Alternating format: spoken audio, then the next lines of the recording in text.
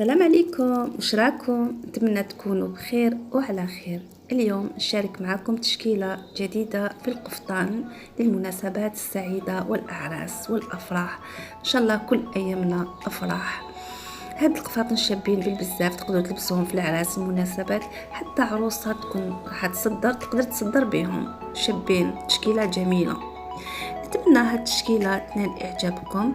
ما تبخلوش عليا بالضغط على زر لايك، هذا يشجعني باش نقدم لكم ما هو جديد في عالم الموضة، والضغط على زر الاشتراك باش يوصلكم كل جديد.